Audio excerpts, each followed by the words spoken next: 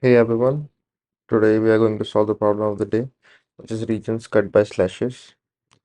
So we are given an n by n grid composed of 1 by 1 squares, where each 1 by 1 square consists of either these of three characters, so either front slash, backslash, or an empty space, which divide the square into two regions basically.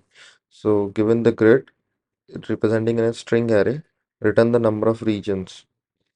And there's one tricky part also that these backslashes are given like this because you have to escape them.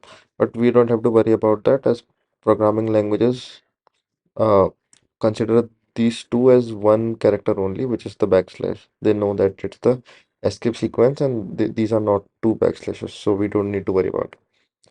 So since this is given in a string format, first we'll have to convert it into a format which we can easily work over and apply a graph algorithm to it, since like if you have solved that problem, which was I guess the number of islands, you will know that if you want to find regions you just have to run some BFS or DFS on an island and its nearby land masses to get the number of islands by marking them visited and not running the algorithm again on the visited part or the water part. So it's exactly the same, but the only thing that makes it harder than that problem is that you need to visualize it in such a way. So how did I do that was we need to convert this a single uh, cell, we can say in a grid, to a 3 by 3 what we can say a submatrix, because it is not possible to work on a single cell and divide it into two halves. But if you have uh, smaller cells inside it, you can apply what you can say the graph algorithms on it. So if you're given a grid like this, it will be represented something like this, where each of these are representing just a symbol. So this is a front slash, this is also front slash. Similarly, these two are also front slashes. And then we can run the BFS algorithm on it and we can get the number of regions. So I hope you got the visualization part of it. I'll get into the algorithm.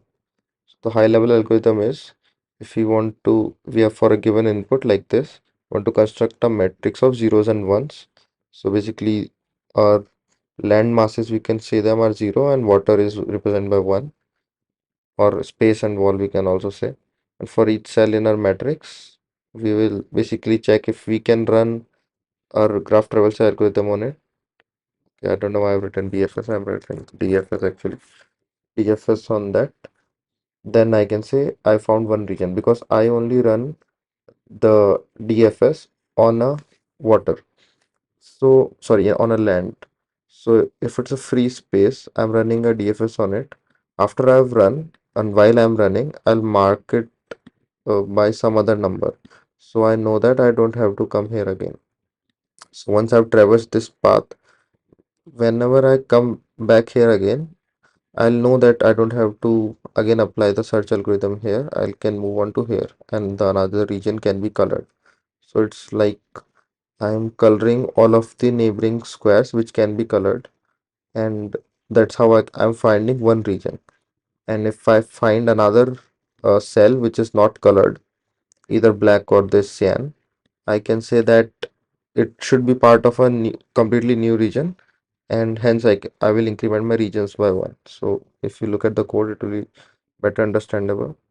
So first we have to make a matrix out of grid. Let's keep it ambiguous for now. Somehow we made this matrix out of our grid. Now what we have to do for I in matrix dot size and j in matrix of 0 dot size is simply this traversal like this, and we check if matrix of ij is less than 1, which is basically 0 only, because if it's either 1 or 2, then we know that we have already visited it, or it's not even a square to consider since it's a wall or it's visited.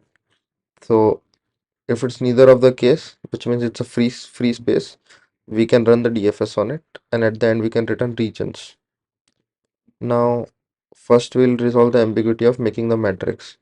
So to make the matrix, I will define an empty array times grid size times 3. Why grid size times 3? Because here you can see the grid size is 2 and 2 times 3, because each sub matrix will be of, I know the number of rows it will occupy will be 3 definitely. So that's why how many rows are in this grid, I have to multiply them by 3 to get the rows of the matrix. Then for I in range grid dot size, I'll row is equal to grid of I. So I have this string which I'm calling as a row. Now for j in range row of size, symbol is equal to row of j. Basically, each one is a symbol. Okay, so now we have a symbol. We need to get the upscaled version of that symbol. Basically, for this front slash, what's the upscaled version? It is this, which is blue black blue, and then black blue blue. This is our, or in 0 1, it can be represented like this. Once I have the upscaled symbol, I just simply need to append it to my complete matrix to form my matrix. So how well I found the upscale symbol? It's very easy. Since we have only 3 characters, we have a preformed matrix for each of them, and we can return that. Okay, so we have this matrix form. Now the last thing we need to simplify is the DFS. So DFS is pretty easy. So wherever we start our searching, we'll first check if the current position is not out of bounds. If it is, we'll just simply return. If And second, we'll check if it's visited or is it's a wall. If it's a visited or a wall, we simply return. Otherwise, we make it visited and then we simply recurse the DFS down, top, right, and left, which can be done by I plus 1, I minus 1, j plus 1, and j minus 1. And we don't have to go in diagonal, because since you can see here, if you go diagonal, this will also become the part of that region. So we only have to go in the 4 directions. So yeah, let's code this up.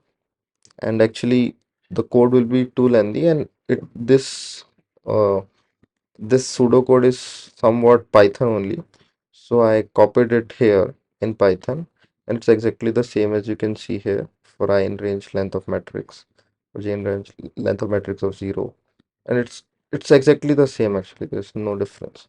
And I'm first making the matrix. As you can see here, the syntax works fine. Then for each symbol, I upscale the symbol, put it inside my matrix, at the end return the matrix. Upscaled symbols are defined in this dictionary. And DFS is also exactly the same. Check out of bounds. If out of bound, return. If visited or wall, return. Otherwise mark visited and apply recursive DFS. I already submitted this solution.